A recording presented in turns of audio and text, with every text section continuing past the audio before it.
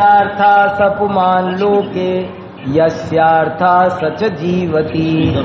जिसके पास धन है उसी के मित्र हैं। धन है तो दोस्त है और धन नहीं तो मित्र भी मुंह फेर लेते हैं। शास्त्र की आचार्यों के वचन सुना रहा हूं आपको, मेरे से मत लड़ना। यहां लिखा है यस्यार्थास्तस्य मित्राणि, विवक्षा समझना, लेकिन यस्यार्थास्तस्य मित्राणि यस्यार्थास्तस्य बांधवः यस्यार्था सपुमान लोके यस्यार्था सच जीवती। जिसके पास धन है उसी के मित्र हैं, जिसके पास धन है उसी के बांधव है। जिसके पास धन है वही दुनिया में पुरुष है, वही मर्द है, बाकी नामर्द है। यस्यार्था सच जीवती। जिसके पास धन है वही जिंदा है, बाकी तो मरे है। और देखो 18वां भी पढ़ लो। इह लोकेपि धनिनाम परोपि स्वजनायते स्वजनोपि दरिद्राणाम तत्क्षणात् दुर्जनायते। जिसके पास में धन है तो पर भी स्वजन बन जाते हैं, और धन चला जाए तो स्वजन भी परजन बन जाते हैं। एपीजे कलाम ने लिखा है अपनी आत्मकथा में, बोले जब मैं राष्ट्रपति बन गया तो बहुत लोग मुझसे मिलने आए। मैं तुम्हारा मामा हूं, मैं तुम्हारा चाचा हूं। मैं तो कभी जिंदगी में उनको देखा भी नहीं था। राष्ट्रपति बनते ही जाने कहां से उदित हो गए। एक कहावत है ना, परसा परसू परसराम, पैसा तेरे तीन नाम। एक आदमी को सर ए परस्या इधर आ, लेकिन वो थोड़ा सा सेटल होके 2 पैसे कमाने लग गया तो अब परस्या नहीं परसू। फिर और उसकी इंक्रीमेंट हो गए, प्रमोशन, बोले परशुराम, और इंक्रीमेंट, बोले परशुराम जी वो जो कल तक परस्या था आज से परशुराम जी हो गया। क्यों, क्या कह रहे देखो तो सही। इह लोकेपि धनिनाम परोपि स्वजनायते स्वजनोपि दरिद्राणाम तत्क्षणात् दुर्जनायते। पैसा गायब होते ही सब मुंह फेर लेते हैं। ऐसा दुनिया का स्वरूप है, इसमें कोई बड़ी बात नहीं। संसार एकदम मतलब का स्वार्थमय है। लेकिन धन क्या है, किसे कहते हैं, अब इस पे चिंतन जरूरी है। ये तो तय हो गया कि धन पास में होना चाहिए, पर धन माने क्या, फिर चर्चा होगी। धन किसे कहते हैं, बोले जो सुख का साधन हो उसे धन कहते हैं। ये धन की परिभाषा है। और ये तू जिस रुपए पैसे को धन कहता है, ये परमार्थ से सुख का साधन नहीं है। इसलिए परमार्थ से देखा जाए तो ये तो धन ही नहीं है। और धन के कई स्टेज बनाई, धन के कई लेवल बनाए कि धन केवल रुपए पैसे का धन ही धन नहीं होता। अन्न भी धन है, जल भी धन है, परिवार भी धन है, समय भी धन है, स्वास्थ्य भी धन है, यश कीर्ति वो भी धन है। धन इतने प्रकार का होता है। धन के अनेक पर्यायवाची है। धन को लक्ष्मी कहते हैं, वैभव के आत्म वैभव, वैभव कहो, दौलत कहो, दौलत राम जी ने दौलत की परिभाषा भी लिखी है। ऐसे ऐसे शब्द हैं और उनका क्या मीनिंग है, क्या अर्थ है, क्या स्वरूप है, वो सब शांति से समझाया। और ऐसा ये धन कैसे मिलता है, तो वो कहते हैं कि ये धन, जो धन चाहते हैं, जो धन के लिए, धन की प्राप्ति के लिए नाना प्रकार के ऊट पटांग उद्यम करते हैं, उनको धन की प्राप्ति नहीं होती। देखो, बहुत सावधानी से समझने की चीज है।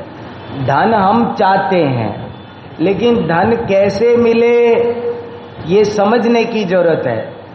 धन किसी कुगुरु कुदेव को नमस्कार करने से मिलता, कोई नवी को भी देई लच्छी, कोई देवी देवता लक्ष्मी देते नहीं है। पैसा कहाँ से आता है? कोई कुगुरु कुदेव के मान्यता मनाओ तो पैसा मिलता है। आज उसको तय करवा रहे, कितना बड़ा काम कर रहे जैनाचार्य, कि धन कैसे मिलता है, आज उसे वैज्ञानिक ढंग से समझा रहे। यहां बैठ, तुझे माला माल बनाएंगे। लेकिन कैसे बनेगा? धन कैसे आता है? धन किसी भी प्रकार की बेईमानी से धन आता नहीं है। कोई लाख करे चतुराई,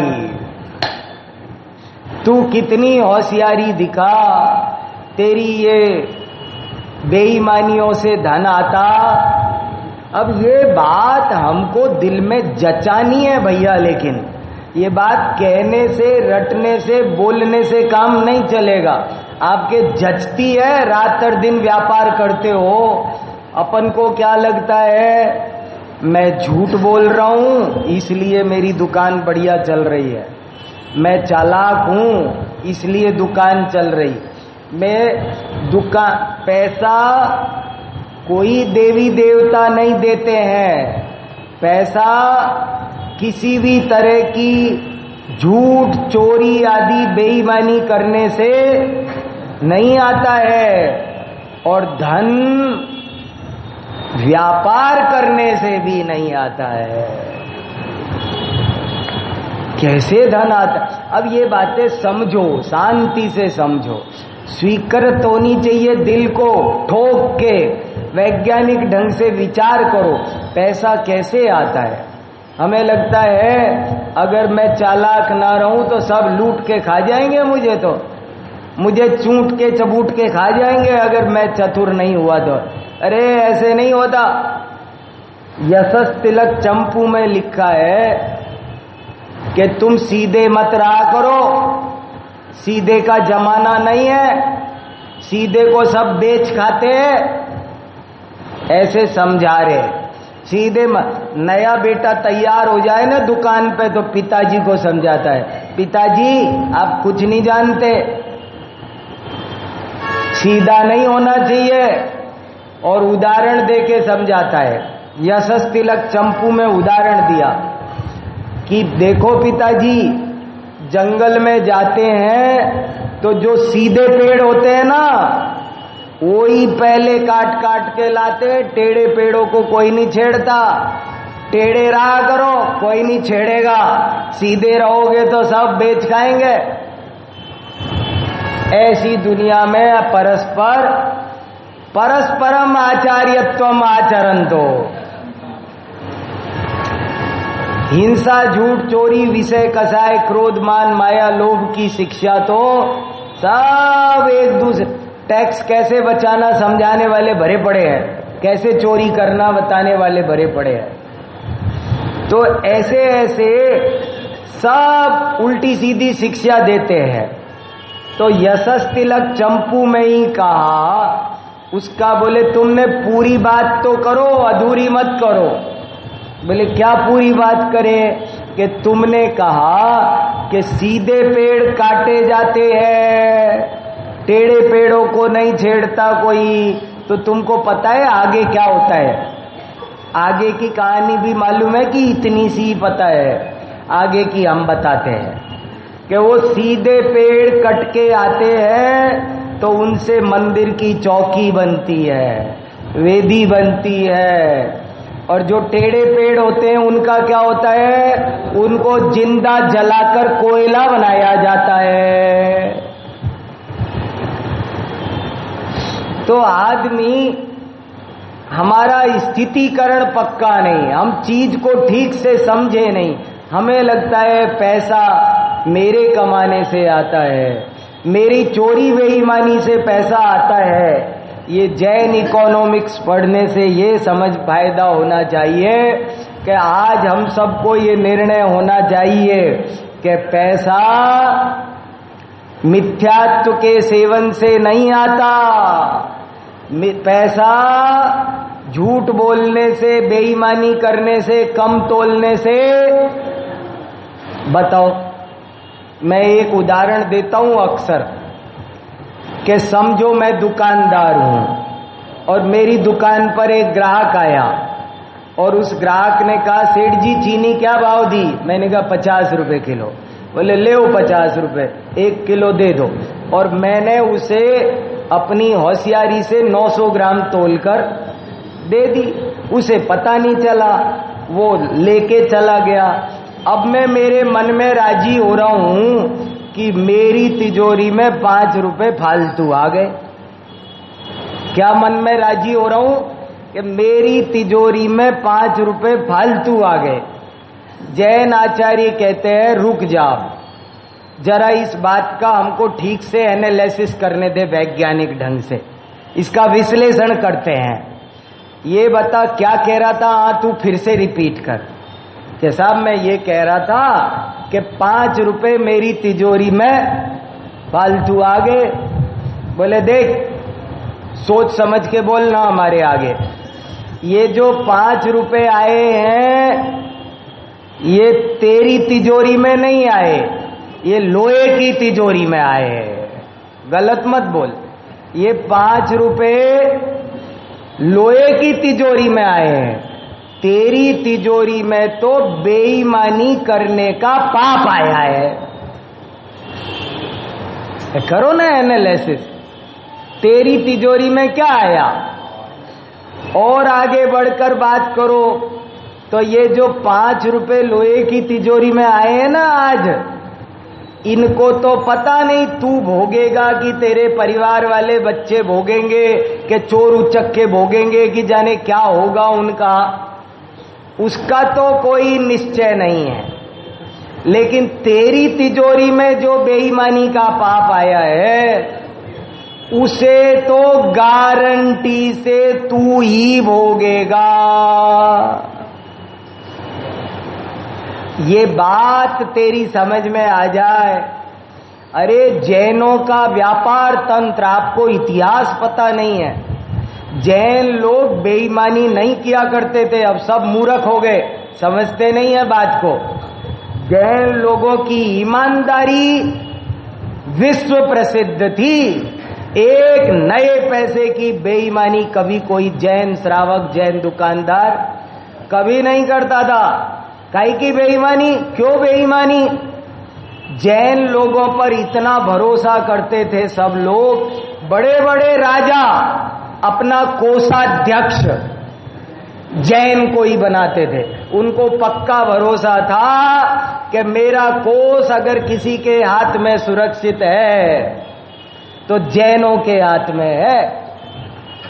अमरचंद दीवान कोई मिलने आया तो दीपक बुझा करके दूसरा दीपक जलाया। तो पूछा क्यों जलाया? बोले ये जो दीपक जल रहा था ये राज का था, मैं राज का काम करता था, तो राज का काम कर रहा था इसलिए राज का दीपक जलता था। मगर अब तुमसे बात कर रहा हूं, तुम मेरे पर्सनल मेहमान हो, इसलिए राज का तेल क्यों जले? ये दूसरा दीपक मेरा अपना व्यक्तिगत दीपक है। क्या गोपाल दास बरैया, क्या बड़े बड़े लोग एक नए पे कम तोलना। ये जीवन पुराने कर्मों को काटने के लिए मिला है, नए कर्म बांधने के लिए मिला नहीं है। ये जैन श्रावक अच्छी, लक्ष्मी पुण्य की दासी है, वो तो अलियम कमले कमला। लक्ष्मी तो आनी होगी तो छप्पर फाड़ के आएगी, है? आचार्यों ने लिखा लक्ष्मी कैसे आती है कैसे जाती है, तो लिखा लक्ष्मी यदा आगच्छति नारिकेल फलांबुवत, लक्ष्मी यदा निर्गच्छति गजभुक्त कपित्थवत। समझ में आया कुछ? कि जैसे नारियल में पानी कौन भरता है? नारियल में पानी कौन भरता है? मगर इतना बढ़िया पानी भर के आ जाता है, कौन भरता है? वह ऐसे ही जो जिनेंद्र देव के भक्त होते, देव शास्त्र गुरु के भक्त होते हैं, जिनको लक्ष्मी नहीं चाहिए, उन पर लक्ष्मी इतनी कृपा करती है, बेशुमार आती है छप्पर फाड़ कर। और जिनको लक्ष्मी चाहिए, आए आए आए आए करते फिरते हैं, कटोरा लेके फिरते हैं, उनको लक्ष्मी मिलती। कैसा हिसाब है? मांगे उससे भागे, त्यागे उसके आगे। लक्ष्मी का क्या हाल है? त्यागे उसके आगे। अरे बड़ा, ये लक्ष्मी का स्वरूप ऐसा ही है जैसे कोई सुशील कन्या का होता है। किसी लड़की के पीछे सीटी बजा बजा के फिरो, वो वरमाला डालेगी, शादी करेगी। आप उसके खूब रोज पीछा करो सीटियां बजा बजा के, और आप उसकी तरफ देखो ही मत, तो वो आपके वश हो जाती है। एक बहुत सुंदर श्लोक है, अद्यापि कीर्ति कन्या कौमारम व्रजति महत दुर्वारम सद्भी न रोचते सा संततस्यैव न रोचन्ते। अर्थ सुनो, क्या बढ़िया अर्थ है, बहुत अच्छे अच्छे श्लोक है, याद करो। हम तो याद करते रहते हैं श्लोक, हमारा मन लगता है, हमारा फील्ड है, हम क्या करें भैया। आपको याद हो जाए तो ठीक है, नहीं हो जाए तो कोई बात नहीं, अर्थ वर्थ तो याद हो जाएगा ना। देखो क्या लिखा है इस श्लोक में, सुनो तो सही, बहुत वैज्ञानिक श्लोक है, बहुत अच्छा श्लोक है। इसका हिंदी में अर्थ ये है कि कीर्ति रूपी कन्या आज तक कुमारी ही बैठी है और लगता है अनंत काल तक कुमारी ही बैठी रहेगी, इसकी कभी शादी ही नहीं होगी। क्या समझ में आया? समझ में आया? कीर्ति रूपी कन्या, कीर्ति भी एक धन है, यश दो धन, सुबह बताया ना, सुयश अर्जित करो। तो कीर्ति किसको मिलती है बताओ? मान सम्मान, यश किसको मिलता है? जो यश चाहता है। बोले कीर्ति रूपी कन्या आज तक कुमारी ही बैठी है और आगे भी लगता है कुमारी ही बैठी रहेगी, इसकी कभी शादी ही नहीं होगी, ऐसा लग रहा है। क्यों लग रहा है?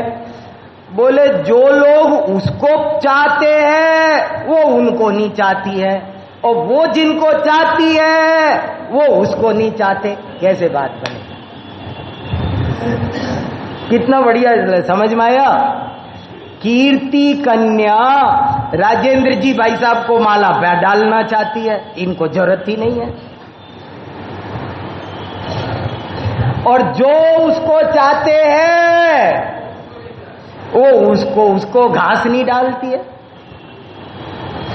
तो जैसे कीर्ति रूपी कन्या है, ऐसा ही इस धन का स्वरूप है। धन कैसे मिलता है मूर्खों, समझो तो सही। ये मूढ़ जीव, तू पागल हो रहा है। पाप फालतू कमाता है, फालतू का पाप। धन तो आना होगा तो आएगा। देखो ये जीव लगभग सारा पाप भाव ही भावों में फालतू बांधता है।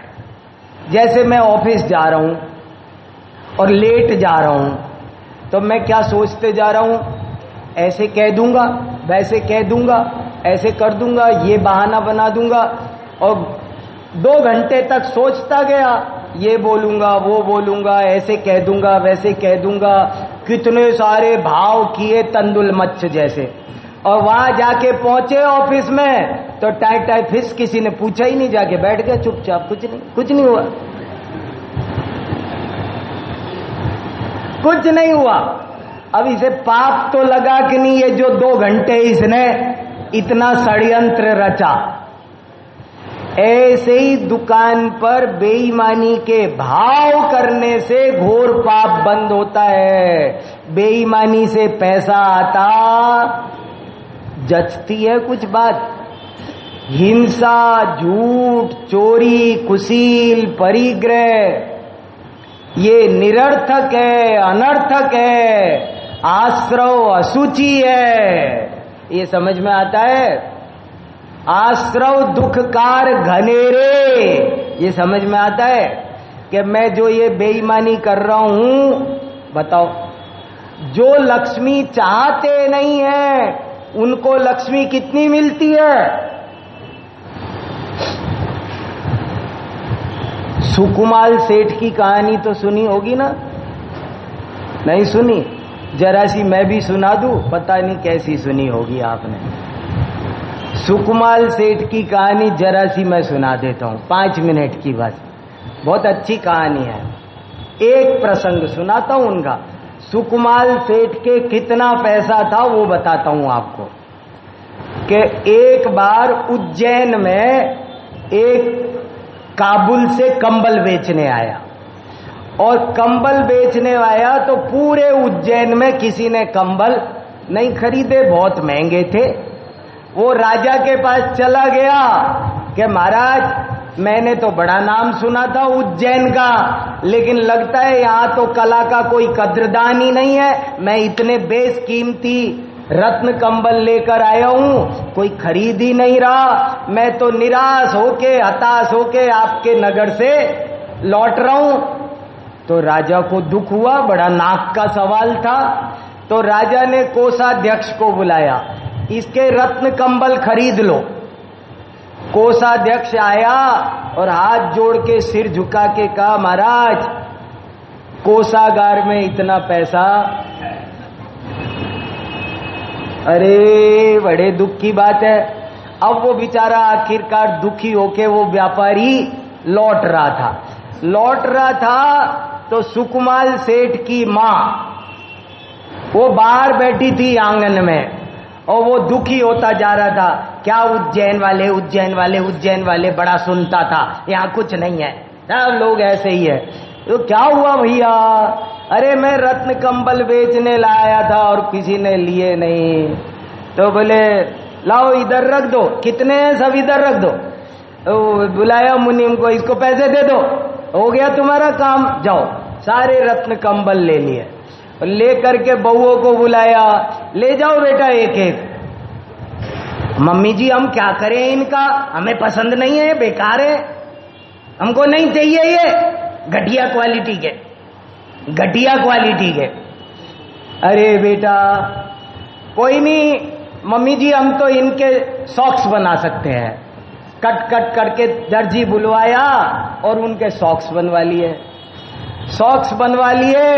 तो एक दिन एक सॉक्स ऊपर छत पे पड़ा रह गया, और वो सॉक्स उठा करके एक कोई कौआ राजा के महल पे डाल आया। राजा ऊपर महल पे था तो उसने देखा ये क्या, ये तो वही कंबल है जो मैंने नहीं खरीदा था, ये किसने खरीदा, क्या चक्कर है? इंक्वायरी बिठा दी, पता चल गया कि वो सेठानी ने खरीदा। सेठानी बहुत मालदार है लगता है। सेठ जी तो दीक्षा ले ही गए थे, तो बोले लगता है सेठानी बहुत मालदार है और टैक्स वैक्स भी नहीं देती है, लगता है कुछ उपाय करना पड़ेगा। तो राजा ने एक घोषणा पिटवाई कि 3 दिन बाद मैं नगर भ्रमण को निकलूंगा और जिसके पास में जितने लाख दिनार हो वो अपने घर के ऊपर उतने झंडे लगा दे। मैं कल नगर भ्रमण को निकलूंगा 3 दिन बाद, और प्रजा में सबको आदेश दिया जाता है, डिंडोरा पिटवा दिया, सब लोग जिसके पास जितने लाख दिनार हो वो उतने झंडे अपने घर के ऊपर लगाएगा। मुझे पता चलना चाहिए कि मेरे नगर में कैसे कैसे धनवान कितने कौन है। तो सबने झंडे लगा दिए। राजा निकला, सेठानी ने कोई झंडा नहीं लगाया। बुलाया, क्या बात है सेठानी, झंडे नहीं लगाए? महाराज हमें पता ही नहीं है हमारे पास कितना लाख है, हम कैसे लगाएं? हमें पता ही नहीं, हम कैसे लगाएं? अरे तुम्हें पता नहीं, अब क्या करें? राजा ने फिर और हुक्म भेजा, बोले सेठानी से कहो कि हम खाना खाने आएंगे, रानी सहित हम खाना खाने, एक दिन परसों उसके घर पर खाना खाना है। तो महाराज ठीक है। तो राजा रानी खाना खाने आ गए। तो महाराज जरा तैयार हो लो, नहा लो, धो लो। घर में स्विमिंग पूल था, तो राजा रानी दोनों को नहाने भेज दिया।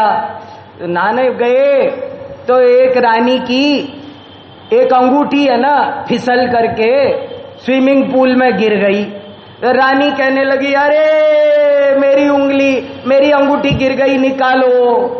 तो राजा ने बहुत कोशिश करके डुब्बक डुब्बा लग के गोते लगा लगा के वो अंगूठी निकालना चाहिए, तो वो अंगूठी तो हाथ में आए नहीं, और ढेर सारे गहने हाथ में आए, ढेर गहने भर भर के, जिधर हाथ डाले उधर ही गहने निकल के आए। तो राजा ने बुलाया सेठानी को, सेठानी ये क्या मामला है? छुपा के स्विमिंग पूल में छुपा के रखे सारे गहने। ए महाराज ऐसा हमारा कोई इंटेंशन नहीं है। तो क्या मामला क्या? महाराज बात ये है, मेरे बेटे के 32 पत्नियां हैं और उन सब की ये आदत है कि एक बार कोई गहना गिर जाए तो उठा के नहीं पहनती है, वो गंदा मानती है, पवित्र, उसको गिरे हुए को कोई नहीं उठाती है, उनको दूसरा बनाना पड़ता है, गिरा हुआ गहना नहीं उठाती। तो महाराज ये यहाँ नहाती धोती है, गिरते रहते हैं तो कूड़े की तरह पड़े, ये सब और कुछ हमारे किसी काम के नहीं है महाराज। हे भगवान, इतना पैसा! और फिर बाकी की कहानी आपको पता ही है। आरती की तो सुकमाल के सेठ में आंसू, आंख में आंसू, कैसे कैसे चावल का दाना, सरसों का दाना जिनके चुभता था, कैसे आई इतनी अथाह संपत्ति? बताओ, धर्मात्माओं के कैसे संपत्ति आती है, लक्ष्मी कैसे मिलती है? कुछ समझ में आ रहा है जबलपुर वालों? जच रही है बात? पक्का जच गई? कल से सुधार मामला, गड़बड़ नहीं, कुछ नहीं, एक आदर्श छोड़ना है। जैन समाज बहुत न्याय नीति पर चलने वाली समाज रही है। एक पैसे की बेईमानी हमारे जैन धर्म का अनुयायी कभी कोई करता? अंग्रेज भी जानते थे। अंग्रेजों के दिमाग में जैनों की बहुत सुंदर साख थी। वे इतना जानते थे, जैन झूठ नहीं बोलते। अगर जैन गवाही दे दे तो फैसला सुना देते थे कि जैन झूठ नहीं बोलता है।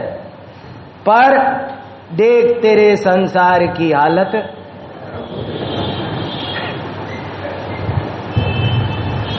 मैं क्यों सुना रहा हूं इकोनॉमिक्स, समझ में आया?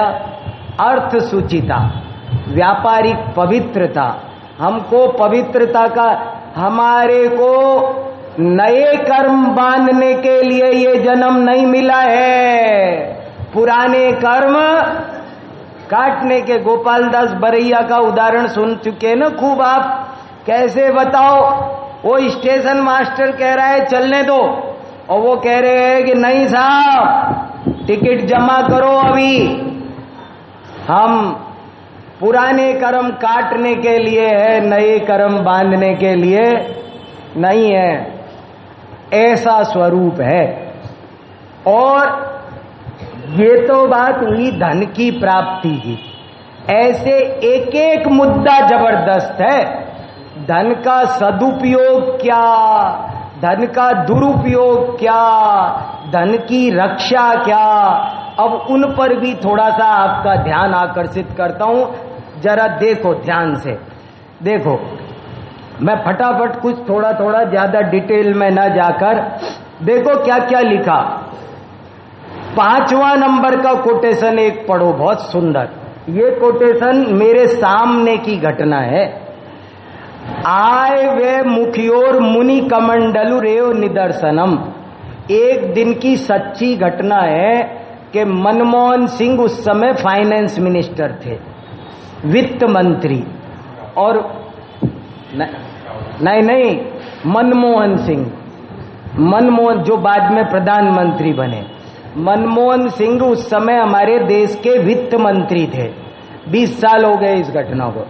और वो मनमोहन सिंह कुंद भारती में आए थे, वहां आचार्य विद्यानंद जी थे।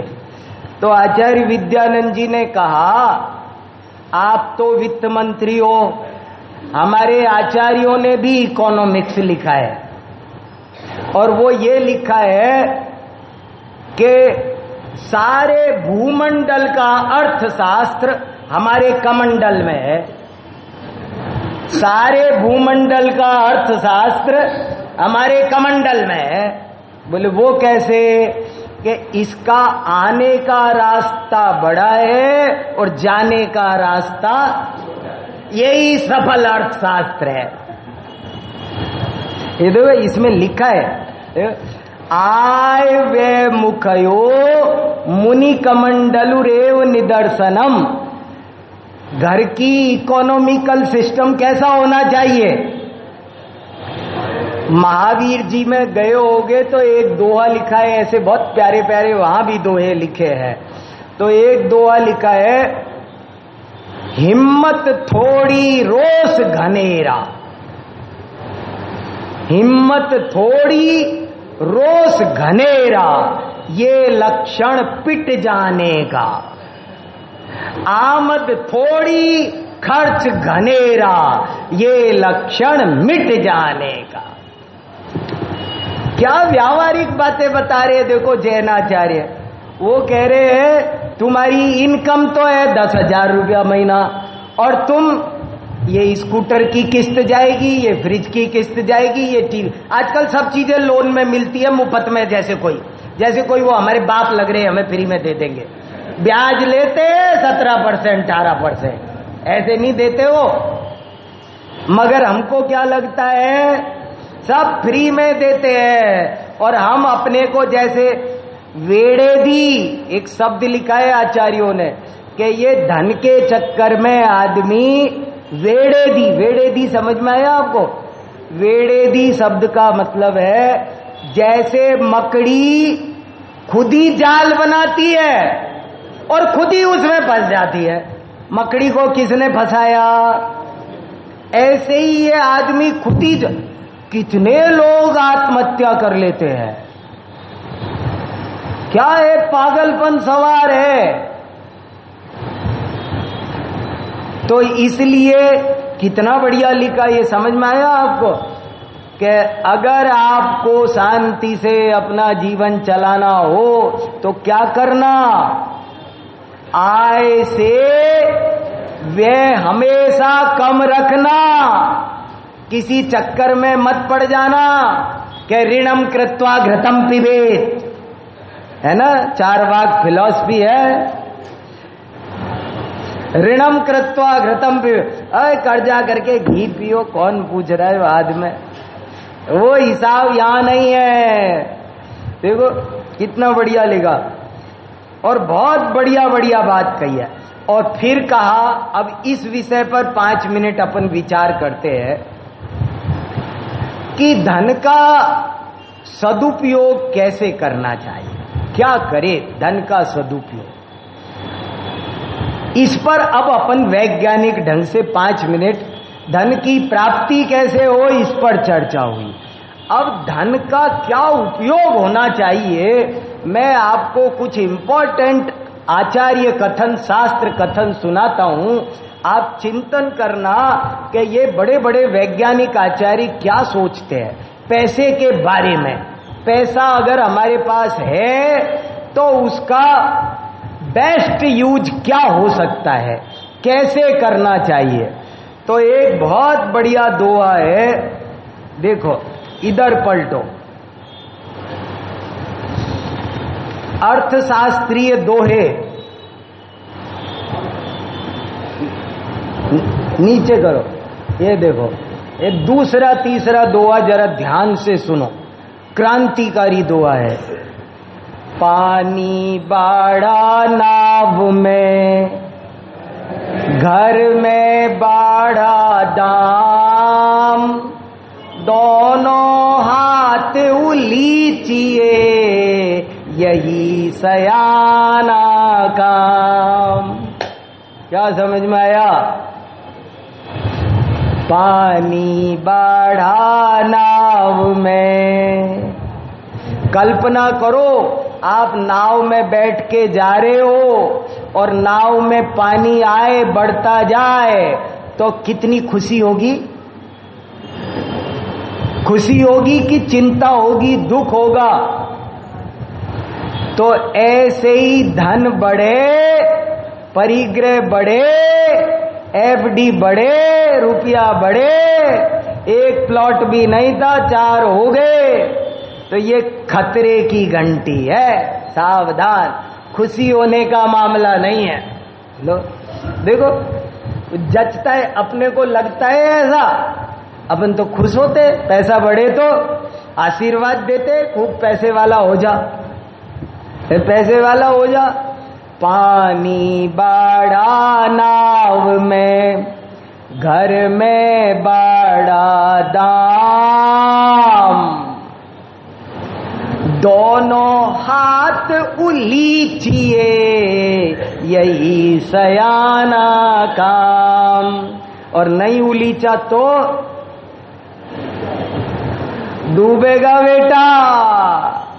आपको पता है चक्रवर्ती यदि चक्रवर्ती पद में मरे, बहु आरंभ परिग्रहत्वम नारकस्यायुष, ये सारा परिग्रह तुझे कहां ले जाएगा, मरी ने नरक जैसे, नहीं तो ढोर थसे। क्या अपना श्रद्धान तो ठीक करो, चीजों को समझो तो सही, प्रैक्टिकल जीवन से जोड़ो तो सही।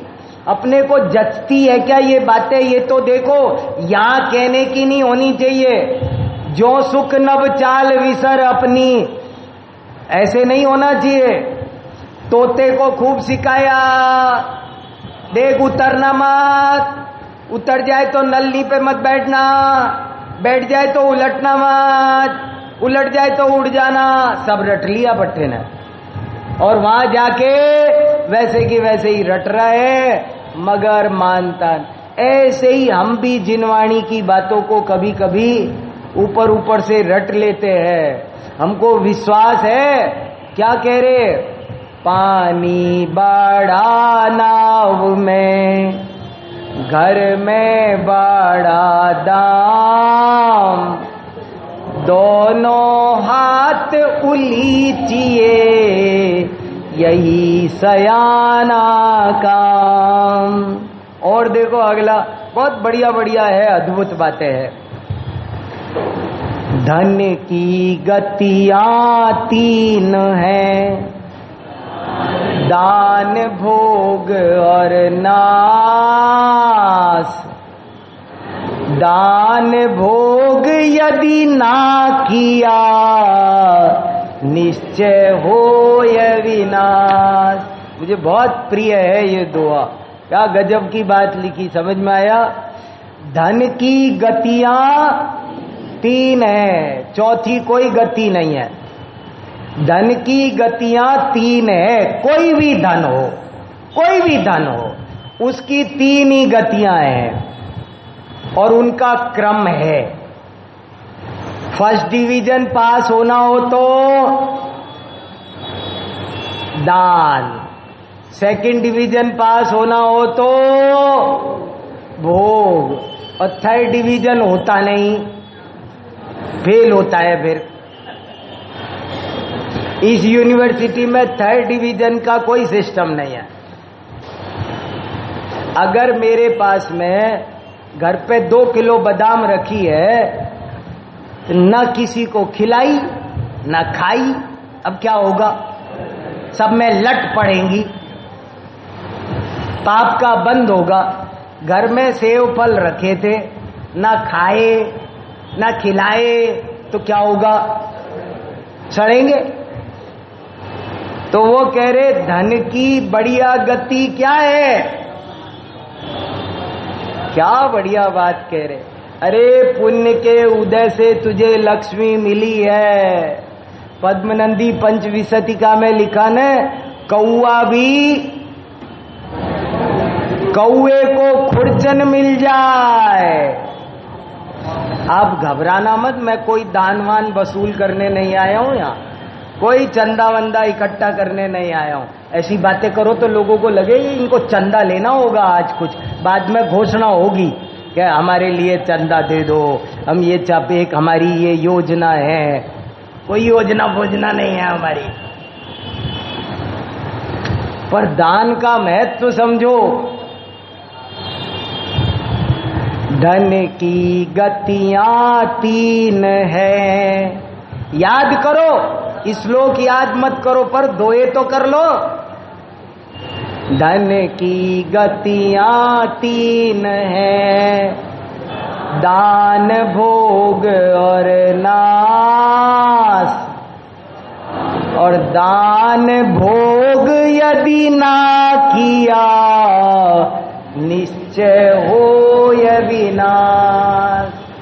अरे भैया, दान कर दोगे तो फर्स्ट डिवीजन पास, और दान ना कर सको तो उसे भोगो खूब।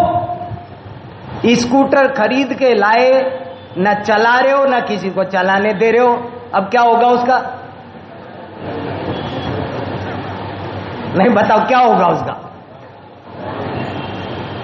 जो चीज किस लिए? तुम चीजों को भोग लो। ऐसे लिखा है कि भाई भोग, तू भोगने से ही तेरी लक्ष्मी से ममता कम होगी। नहीं भोगेगा तो तू लक्ष्मी में आसक्त होगा, मर के सांप बनेगा उस पर। बहुत खतरनाक खेल है। धन की आसक्ति बहुत बुरी दुर्दशा कराती है। प्रथमान योग की एक और कहानी जबरदस्त सुनी होगी आपने। एक किसान था, बहुत कंजूस। सुबह भी सुनाना चाह रहा था, रह गई वो।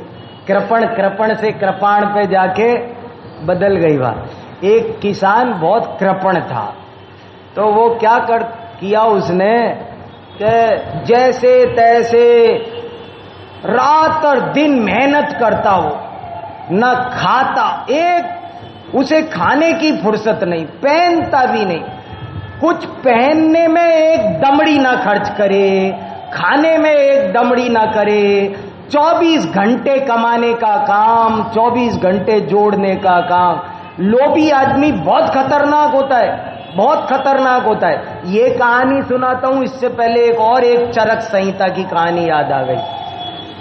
लोभी की कहानी जबरदस्त है। चरक संहिता में एक कहानी आती है कि तनाव के कारणों में सबसे ज्यादा खतरनाक कारण है लोभ, कंजूसी। लोभ पाप का बाप है। तो क्या कहानी दी कि एक बाबा जी थे और उन अपने साथ में एक चेला रखे थे। तो बाबा जी सुबह छोटा सा दीपक जला के रखते थे और कंजूस थे ना बहुत, तो जरा सा दीपक तो एक दिन क्या हुआ, सुबह उठ के वो गंगा नहाने गए तो रोजाना दीपक बुझा के गंगा जाते थे। आज वो दीपक बुझाना भूल गए और बहुत दूर चले गए। जब याद आया कि मैं चिमनी जली हुई छोड़ आया, तो बेचारे वापस आए और वापस आके उन्होंने झोपड़ी का दरवाजा खटखटाया। तो वो उनका चेला था ना, वो उसको भी अच्छे से ट्रेंड कर रखा था। तो वो चेला बोला, क्या काम है बताओ, जरूरी हो तो खोलूं, नहीं तो फालतू में कुंडे घिसेंगे दरवाजे के। वो भी ट्रेंड कर रखा था। तो वो बाबा बोले, हाँ ठीक है ठीक है ठीक है, मत खोल, कोई जरूरत नहीं है खोलने की, खोले बिना काम हो जाएगा, कुंडे मत घिस। वो मैं सिर्फ इसलिए आया था कि वो मैं दीपक बुझाना भूल गया था, तो मैं सिर्फ वो कहने आया हूं कि तू दीपक बुझा दे, बस मैं अभी जा रहा हूं नहाने। तो वो बोला, ट्रेंड था, वो कहने लगा, वो तो मैंने आपके जाते ही बुझा दिया था, पर आप इतनी दूर फालतू चल के आए, आपकी चप्पल तो फालतू ही घिस गई।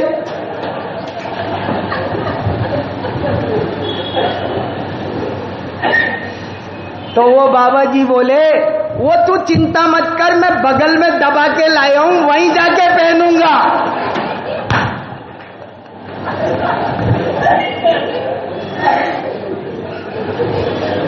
बोले मैं वहीं जाके पहनूंगा। ये लोभियों का बहुत बुरा हाल है, ये सोते न सोने देते किसी को, बहुत बेकार गंदे लोग होते हैं।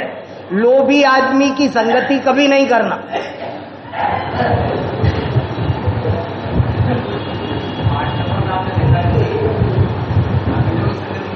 है? हाँ वो भी लिखा है, मगर कंजूस की संगति मत करना। क्या क्या क्या क्या कहानियां। तो दूसरी कहानी कौन सी सुना रहा था, किसान वाली। उस किसान के पास में, अरे भैया कहां से सुनाऊं, बस 2 मिनट में पूरी करता हूं। एक किसान था, वो न पहनता न खाता, बेचारे को रात और दिन हाय पैसा, एक एक फूटी कैसे कहां से कैसे बच जाए, इस बात पर उसकी कंप्लीट एनर्जी इस काम में लगी हुई थी, धन कैसे बढ़ाया जाए। और धन बढ़ा के उसने एक हीरे पन्ने का, सोने का बेशकीमती बैल बना लिया। एक बहुत बेशकीमती, प्रथमान योग की कहानियां याद आ रहा है किसी को पंडित जी? बैल बना लिया उसने, बहुत कीमती बैल। काय का बैल? सोने का ही नहीं, उसमें हीरे पन्ने लगे थे, अमूल्य बैल बना लिया। और बैल बना करके सोचता है एक और होना चाहिए, जोड़ी होनी चाहिए, 2 होने चाहिए। अब दूसरे बैल के लिए मेहनत शुरू। तो एक बार नगर में अकाल पड़ा, लोग त्राई कर रहे थे, लेकिन वो आदमी है ना, जगह जगह बोतल, कागज, रद्दी इकट्ठी करने में लगा पड़ा था। तो रानी ने देखा महल के झरोके से, तो दया आ गई और राजा से कहा, महाराज अपने राज्य में कोई बेचारा ये बहुत ही दुखियारा गरीब आदमी है, इसके पास में कुछ नहीं है, लगता है इसकी कुछ हेल्प करो। सब लोग घर में बैठे हैं और ये बेचारा इतना दुखी है, इसकी कुछ हेल्प करो। तो उसको बुलाया, तुझे क्या चाहिए? कहने लगा, महाराज मेरे पास एक बैल तो है और मेरे को एक जोड़ी हो जाए तो ठीक रहे, एक बैल और चाहिए। तो बोले बस इतनी सी बात है, ले जाओ गौशाला में इसको, और जो बढ़िया से बढ़िया बैल हो, जो ये छांटे वो बैल इसको दे दो। तो उसको दिखवाया, वो देख दाख के कह रहे, महाराज वो जो जैसा बैल मुझे चाहिए ना, वैसा बैल आपकी गौशाला में एक भी नहीं है। तो कैसा बैल है तुम्हारे पास? ओ महाराज वो कोई बात नहीं, मैं सब देख लूंगा, कर लूंगा, आप रहे। नहीं, अब राजा को कुछ शक हुआ, मामला गड़बड़ है।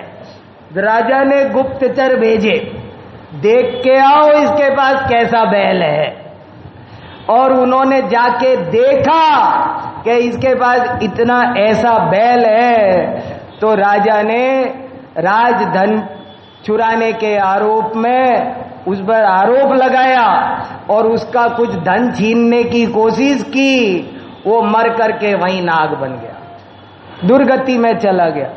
पैसे का लोभ, कुंभोज बाहुबली में एक दोहा लिखा है बहुत बढ़िया, धन देकर तन राखिए, तन दे रखिए लाज, तन दे धन दे लाज दे, एक धर्म के काज। बहुत बढ़िया दुआ है। तो धन कौन धन कितना बलवान है, कौन धन कितना दुर्बल है, इसको समझकर धर्म धन को उपार्जित करो। ये धन तो क्षणिक है, नाशवान है, ये जीव को सुख देता नहीं है। ज्ञान धन धर, धन कन कंचन राज सुख, सबई सुलभ कर जान, दुर्लभ है संसार में एक यथार्थ ज्ञान।